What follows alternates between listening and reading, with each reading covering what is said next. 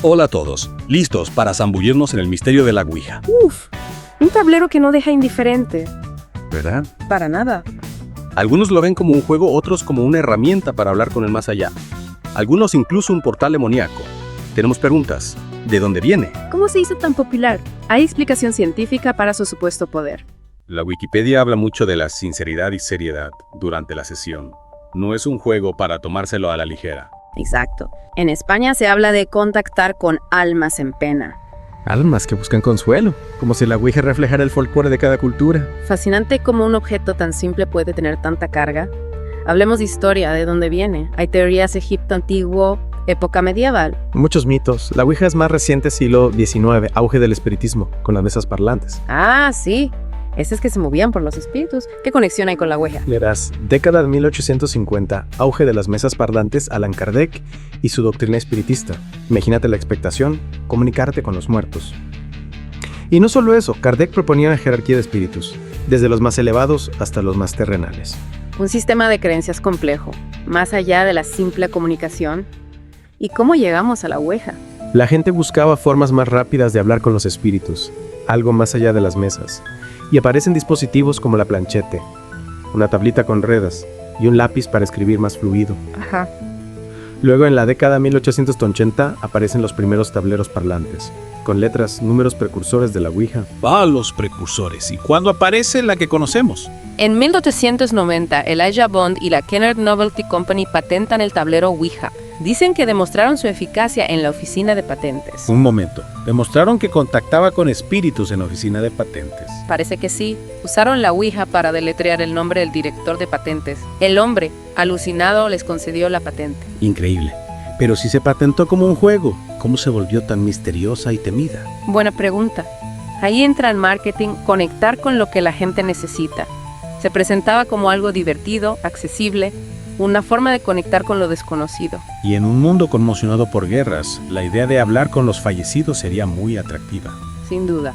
Y luego está William Fuld. Compró la patente éxito comercial. No era espiritista, pero creía que la Ouija le ayudaba en los negocios. ¡Qué ironía! Un tablero místico para tomar decisiones en el mundo real. ¿Qué pasó con Fuld? Pues una de esas decisiones, la de construir una fábrica, lo llevó a la muerte. Se cayó del tejado mientras la supervisaba. Murió en la fábrica que la Ouija le aconsejó construir. Exacto, una historia con misterio y casualidad, como la Ouija misma. Y hablando de historias, hay casos reales que la rodean. Sucesos que apoyen su conexión con los espíritus. Muchos casos, algunos más creíbles que otros. Uno que destaca es el escándalo del siglo, 1930, un asesinato en Buffalo, Nueva York. Por una sesión de Ouija y un triángulo amoroso. ¡Madre mía! ¿Cómo fue eso? Nancy Bowen, una mujer, usa la Ouija para contactar con su marido asesinado. El supuesto espíritu le dice que la culpable es Clotilde Marchand Nancy. Cegada por la ira, la asesina. ¡Qué barbaridad! ¿Y Clotilde? Pues era una trampa.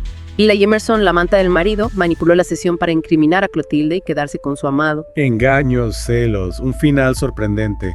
Usaron la Ouija para justificar un crimen. Un recordatorio de que este tablero, aunque parezca un juego, puede tener consecuencias muy reales. ¿Y qué hay de los casos que sugieren que la Ouija puede ser un canal para la creatividad? He oído hablar del caso de Patience Worth, un supuesto espíritu que escribió novelas a través de una media. Ah, sí, Patience Worth y Pearl Curran. Fascinante Pearl, una ama de casa, se convierte en sensación literaria gracias a Patience, que dicta poemas, novelas, obras de teatro a través de la Ouija. Increíble, una escritora fantasma. ¿O Patience era un espíritu real o una creación de Pearl? Esa es la gran pregunta. Los escépticos creen que era producto del subconsciente de Pearl inconsistencias en el lenguaje, los temas. Pero quienes creen en lo paranormal dicen que la complejidad de las obras de Patience prueba que era una inteligencia externa. Un espíritu con talento. Un misterio. ¿Quién era Patience Worth? ¿Fantasma o la mente de Pearl? Un enigma que aún intriga y que nos lleva a preguntarnos, ¿qué papel juega la mente humana en todo esto? Clave. Si la mente crea historias tan complejas, puede estar detrás del movimiento del puntero. Exacto. Y aquí entra la ciencia, intentando explicar qué pasa en una sesión de Ouija. ¿Te refieres al efecto idiomotor? ¿Podrías explicarlo? Claro, el efecto idiomotor es un fenómeno psicológico. Nuestros pensamientos influyen en nuestros movimientos sin darnos cuenta. Movemos el puntero sin saberlo, guiados por nuestras expectativas o deseos. Respondemos nuestras propias preguntas sin saberlo. Exacto, deseos, expectativas, la presión del grupo. Nuestros músculos se mueven sutilmente. Y parece que una fuerza externa guía el puntero. Hay experimentos que lo demuestren. Sí, se ha hecho. Impiden que los participantes vean el tablero. Sin referencia visual, las respuestas coherentes desaparecen. El movimiento depende de nuestra percepción. Entonces la Ouija es un juego de sugestión. No es tan simple. El efecto idiomotor puede explicar el movimiento, pero la Ouija sigue despertando la imaginación, nos hace cuestionar la realidad. Juego de sugestión, reflejo de nuestros miedos. La Ouija nos enfrenta a lo desconocido, explora los límites de la mente. Exacto. Y hasta aquí la primera parte de nuestra inmersión en el mundo de la Ouija. Hemos viajado desde sus orígenes, pasando por asesinatos y escritores fantasma, hasta la ciencia que intenta descifrar sus secretos. Un simple tablero que se convierte en espejo de nuestras creencias, miedos, fascinación por lo desconocido. En la siguiente parte, profundizaremos en la psicología de la Ouija, su impacto en la cultura popular. Examinaremos las diferentes perspectivas sobre su uso, desde el juego inofensivo hasta la herramienta peligrosa. No os perdáis la segunda parte de la Ouija. Un viaje al corazón del misterio. Más historias, análisis y reflexiones sobre este intrigante tablero. Seguimos en el mundo de la Ouija, un tablero que ya lo hemos visto, fascinación y miedo, a partes iguales. Sin duda. En esta segunda parte vamos a profundizar en la psicología de la Ouija. ¿Por qué nos atrae tanto lo de hablar con espíritus? ¿Qué nos dice de nosotros? Esa es la pregunta clave. La fascinación por lo desconocido es parte de lo que somos. Desde siempre. Queremos respuestas. ¿Qué hay después de la muerte? ¿Existe el alma? ¿Hay algo más allá?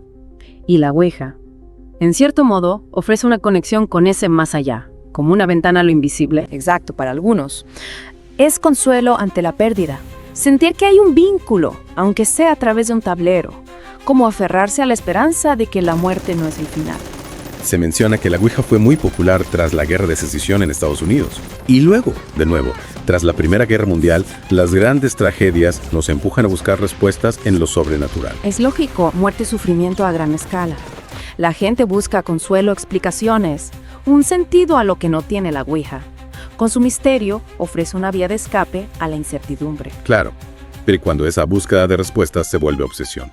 La Ouija también se asocia a paranoia, trastornos mentales, violencia, como el escándalo del siglo. Cierto, como cualquier herramienta puede usarse bien o mal. Si alguien ya tiene tendencia a la sugestión o la paranoia, la Ouija las amplifica. Entonces, ¿la Ouija es peligrosa o el peligro está en quien la usa? Difícil, la Ouija en sí no tiene poder. Es un tablero. El poder se lo damos nosotros, con nuestras creencias, expectativas. La Ouija es un espejo de nuestros miedos y deseos. Exacto. Ahí está su potencial. Para bien o para mal, usarla con responsabilidad. Buscando respuestas sinceras. Sin miedo, puede ser autoexploración. Pero si lo usamos con miedo, buscando respuestas fáciles a preguntas difíciles, caemos en la trampa. Autosugestión, paranoia. Autosugestión. Y el efecto idiomotor. ¿Puede explicar los casos de posesión demoníaca? Es posible. El efecto idiomotor nos hace mover el puntero sin darnos cuenta. Sensación de que algo externo nos controla. Sugestión, miedo, creencia en demonios. Y una sesión de Ouija puede ser histeria colectiva. La Ouija como detonante de nuestras fantasías, miedos convertidos en algo real. La mente humana crea realidades alternativas, en estados de alta sugestión.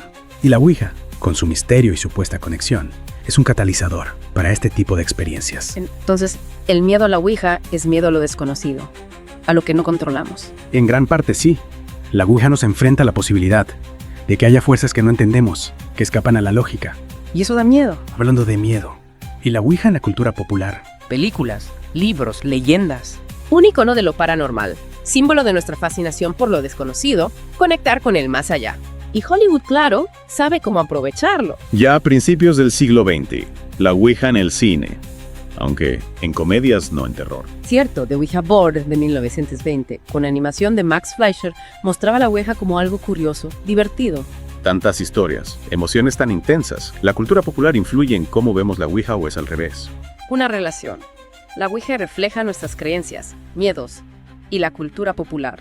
Se alimenta de esos miedos. Crea historias. Nos atrapan. Llegamos a la última parte de nuestra inmersión en el mundo de la Ouija.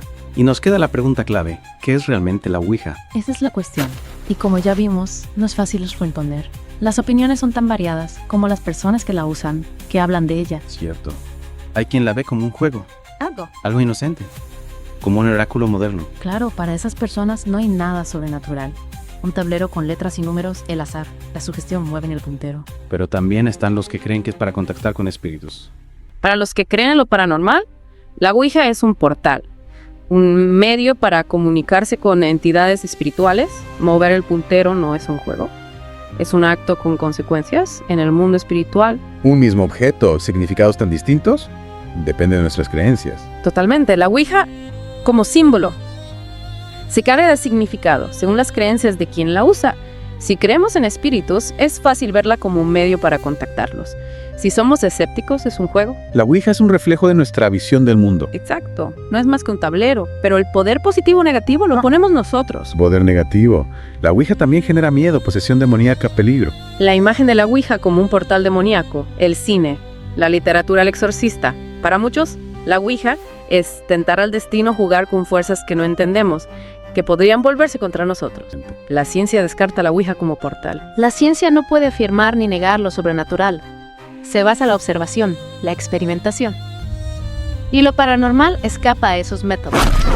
Lo que sí hace la ciencia es ofrecer explicaciones alternativas, como el efecto ideomotor. Al final, la Ouija depende de nuestra visión del mundo. Creencias apertura a lo desconocido. Sí, un enigma nos hace pensar. La naturaleza de la realidad, los límites de la mente, la posibilidad de que haya algo más allá de lo que percibimos. Y así termina nuestra inmersión en el mundo de la Ouija. Historia, psicología, cultura popular, diferentes perspectivas. Un viaje fascinante. Que nos ha hecho cuestionar nuestras creencias y adentrarnos en el misterio de este intrigante tablero. Gracias por acompañarnos.